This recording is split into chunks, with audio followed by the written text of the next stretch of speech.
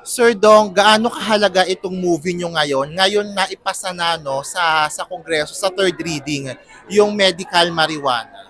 Ako natutuwa ako kasi matagal ko nang ginagawa yung advokasya ng pag-promote sa sa cannabis bilang isang halaman. Kung aking panawagan talaga yung writ of kalikasan na meron siyang karapatan talaga mabuhay. At tuwa naman ako at meron ng kwento ngayon sa Sinimalaya galing kay BC Emparado na natuwa ako sa kwento kasi kumbaga magandang kwento siya na pagbibigay ng hustisya dun sa halaman na to. So, kumbaga, natutuwa ako at napabilang dito sa Sinimalaya yung ideya na i-pursue yung ating advokasya para sa halaman na to na ayun nga sinasabi natin sa ating bansa ay natutupad na yung inahangad talaga ng ating mga kababayan na mabigyan tayo ng sariling nung impormasyon at saka nung kumbaga nung kahalagahan ng halaman na to. Kumbaga natutuwa ako at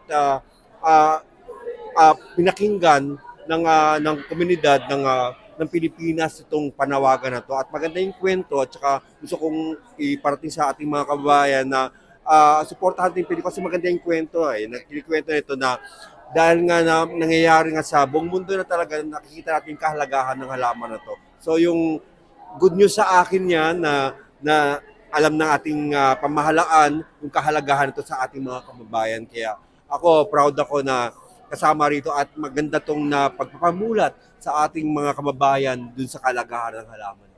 Thank you, Sir Oo.